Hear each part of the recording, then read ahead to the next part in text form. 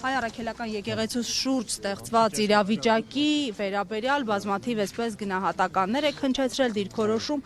ամեն դեպքում հանգուցալուծում ինչպես եք պատկերացնում, եթե տեսնում ենք, որ անգամ սահմանադրությունն է այս պահին զիջել իր դիրքերը։ Եկեղեցու հետ կապված մեկ հստակ բան կա, ակնհայտ է, որ իշխանության գործողությունները Փաշինյանի ղեկավարությամբ բացարձակ ապօրինի են։ Դրանք որևէ քննարկման էլ անգամ ենթակա չեն։ Այստեղ բացարձակ քաղաքական հովանավորությամբ, պաշտոնական լիազորությունների ազդեցությունն օգտագործելով տեղի է ունենում process եւ դրանք կառուցված են մի քանի կեղծիքների շուրջ։ Կեղծիքներից մեկն այն է, որ հայոց եկեղեցականներին կամ եկեղեցականները չեն, ինչը բացարձակ ապատեղեկություն է եւ այս անօրինական գործողությունների շղարշներից մեկը, որովհետեւ եկեղեցի նախ եւ առաջ հոգեվորականներն են, կան եւս մեկ կեղծիք, որ նա այդ քայլը անում է որպես եկեղեցու հետևորդ, այն էլ հավատավոր հետևորդ։ Սա նույնպես բացարձակ ապօրինի պնդում է, որովհետև նա Հայաստանի Հանրապետության վարչապետի պաշտոնն է զբաղեցնում, ունի կոնկրետ լիազորություններ, հետևաբար պարտավոր է ղեկավարվել այդ լիազորությունով, իրավունք չունի դրանցից որևէ այսպես կետ անգամ դուրս գալու, իսկ այն թե ինչ է զգում, ինչ խորամանկ արտահայտությունների ներքո է թաքնվում, դրանք օրենքը ընդհանրապես չի ընդունում, ավելին դրանք քրեորեն պատժելի արարքներ են եւ այն ինչ հիմա նա անում է նրա ղեկավարությամբ Հայաստանի Հանրապետության քրեական օրենսգրքի կոնկրետ հանցակազմերով նախատեսված արարքներ են։ Սրանք օրենքում հստակ նախատեսված են։ Պարոն Թաթյան, եթե ասենք օրենքը չի գործում, ես մեջբերեմ սահմանադրության հայտնի հոդվածները մեզ դիտողների համար, Հայաստանի Հանրապետությունում երաշխավորվում է կրոնական կազմակերպությունների գործունեության ազատությունը։ Կրոնական կազմակերպություններն անջատ են պետությունից։ Հայաստանի Հանրապետությունը ճանաչում է Հայաստանի Հայ Առաքելական Սուրբ եկեղեցու որպես ազգային եկեղեցու բացառիկ առաքելությունը հայ ժողովրդի հոգևոր կյանքում եւ այլն, եւ վերջում Սուրբ եկեղեցու հարաբերությունները կարող են կարգավորվել օրենքով պետություն եկեղեցի հարաբերությունները։ Եթե տեսնում ենք այս բոլոր դրույթներում ականատես չենք լինում, որ գործում է, հետեւաբար անելիքը որն է, ով պիտի օգնի։ Դուք հիմա տեսեք, դուք շատ հետաքրքիր մեջբերումներ արեցիք, հիմա որպեսզի մեր քաղաքացիները հստակ ավելի իմանան ինչի մասն է խոսքը, տեսեք, Հայաստանի սահմանադրությունն եւ օրենքները ընդհանրապես հստակ բաժանել են, որ պետությունը անջատ է իր իշխանության մարմիններով, եկեղեցին անջատ է։ Եկեղեցու ներսում ինչ տեղի է ունենում, եկեղեցական ընտրություններ, բարձրաստիճան հոգևորականների նշանակում, ձեռնադրում, կարգալույծ անելու հարցեր եւ այլն, դրանք հայոց առաքելական եկեղեցու ներքին գործն է։ Եվ մեր օրենքը սահմանել է, որ այդ բոլոր հարցերին պետությունը իրավունք չունի խառնվել։ Ավելին, պետությունը ճանաչում է ինքնուրույնությունը եկեղեցու, ինքնավարությունը եւ եկեղեցին գտնվում է պետության պաշտպանության ներքո։ Հիմա տեսեք ինչ է ստացվում, օրենքը հստակ նախատեսել է, ասում է կառավարություն վարչապետի գլխավորությամբ դու ընդհանրապես իրավունք չունես, դու այստեղ անելիք չունես ընդհանրապես, սա քո գործը չէ։ Եթե հանգարց դու փորձես խառնվել, դա օրենքի խախտում է, պատահական չէ, որ ծեսի կատարմանը խոչընդոտել է հանցագործություն, եւ գիտեք, այստեղ մի բան էլ կա։ Նա այս ամբողջ process-ով ոտնահարում է խղճի ազատությունը մարդկանց, կրոնի ազատությունը։ Հիմա հոգեվորականներ կան, որ օրինակ ես Հովանավանքի եկեղեցիում մարդիկ կան ուզում են գնան հաղորդություն ստանան, կրոնական ծեսերի մասնակցեն։ Ինչ է նշանակում կառավարության ղեկավարի գլխավորությամբ, հովանավորությամբ քաղաքական process է։ Քաղաքական process-ը բերել են եկեղեցու մեջ են տեղափոխվել։ Դրա համար սա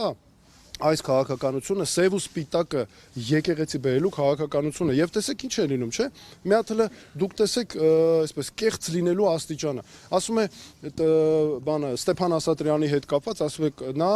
մեզ համար Տեր Արամ։ Այսինքն չհասկացա, դուք ամենայն հայոց կաթողիկոսի ասում եք հայտ հրճակում եք կարգալույց, նրա ձեռնադրած հոգևորականներին ասում եք Տեր Արամ, չէ՞։ Հետո ասենք նրա կարգալույց լինել է, այն որ արդեն կարգալույց եղել նույն կաթողիկոսի հայրապետական տնօրինությամբ, ասում եք, չէ, գիտեք ինչ կա, նա արդեն մեզ համար այդ կարգալույծությունը հիմք չենք ընդունում։ Հետո տեսեք կեղծ լինելը։ Ինչու դրսի արձագանքը համարժեք չէ, ինչու ավելին կան կառույցներ, առանձին ներկայացուցիչներ, որոնք պնդում են, որ Հայաստանի Հանրապետությունը ժողովրդավարության այսպես բաստիոն է։ Չէ, սա ընդհանրապես ժողովրդավարության հետ կապ չունի։ Նա Փաշինյանը սրանով մեծագույն հարված է հասցրել Հայաստանի ժողովրդավարությանը, Հայաստանում օրենքների գերակայությանը, սա բացարձակ այսօր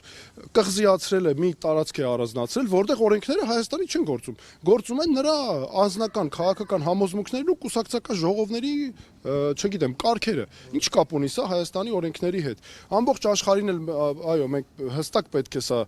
ցույց տրվի եւ կարծում եմ պետք է դա եւ դա շատ հստակ է, որ սա ինչ կապ ունի ժողովրդավարության հետ։ Եթե մարդ ուզուրպացրել է, յուրացրել է Հայաստանի բոլոր պետական մարմինների լիազորությունները, զբաղված է հանցավոր արարքներ հովանավորելով։ Այստեղ ինչ կարող է լինել ժողովրդավարության մասին խոսքը։ Բացառված է։ Դրսի արձագանքը, երբ առաջ մինչև Որովհետև զբաղված են կեղծիքներ, որովհետև զբաղված է ՔՊ-ն, զբաղված է կեղծիքներ տարածելով, սա մենք գործ ունենք անձնիշխանության եւ կուսակցապետության հետ, սա այդ անձնիշխանության ու կուսակցապետության բարիքներն են, այն ինչ որ մենք տենում ենք եւ գնալով շատ ավելի է վատանալու, որովհետեւ նրանք դա այս բոլոր հարցերը իրենց կուսակցական միայն ժողովներում են լուծում եւ անձնիշխանության հարցեր են մենակ դարձել ու նա ամբողջ աշխարհին էլ կեղծիքներ տարածելու են զբաղված, որը մենք չպետք է թույլ տանք եւ մենք պետք է հստակ ցույց տանք, որ գիտեք ինչ կա, այս ամեն ինչ կա, սրանք պարզապես մեր երկրի օրենսդրությամբ նախատեսված բոլոր օրենքների խախտում է, սա հայոց ինքնության հենասյուների դեմ է ուղղված։ Տեսեք, ախր ստեղ մի կարևոր բան կա։ Հիմա մենք մեր պետության համար մենք պետք է հոգ տանենք։ Մենք պետքա պաշտպանենք։ Հիմա դուք եկել ընկել ենք ասում ենք մյուս կողմից էլ, հա կարևոր է աշխարհի արձագանքը, բայց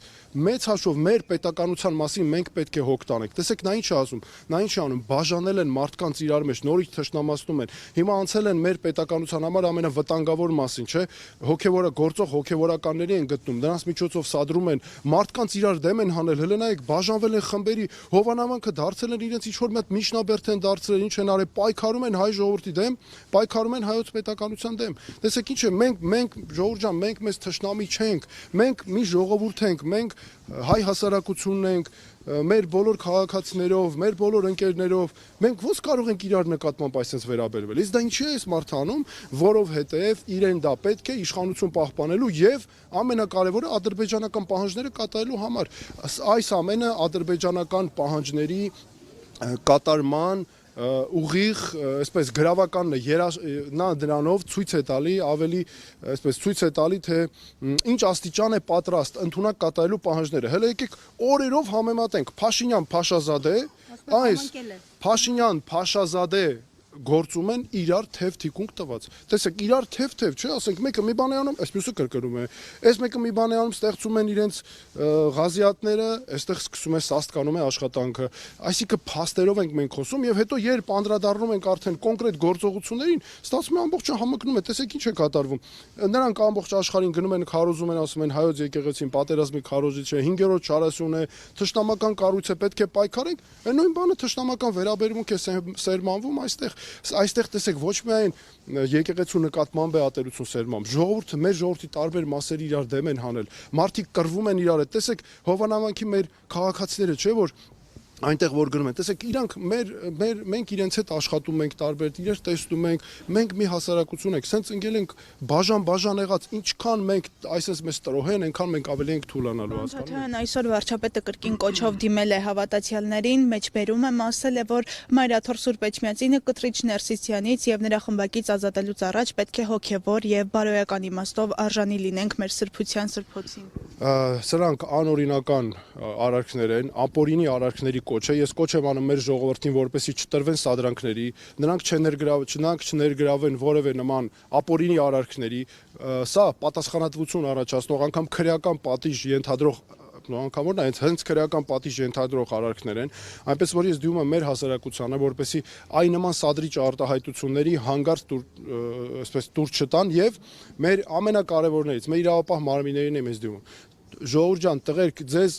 օգտագործում են կոնկրետ քաղաքական շահեր բավարարելու համար։ Մեր պետականության դեմ են աշխատում ձեզ օգտագործելով։ Դուք ուսադիրներ ունեք, դուք բարձրակարգ ծառայություն եք անցել, մեր պետության համար եք պայքարել։ Ձեր ծառայակից տղաները, ընկերները, ես ինքս եմ տեսել ինչպես են զենքը ձեռքին կռվում,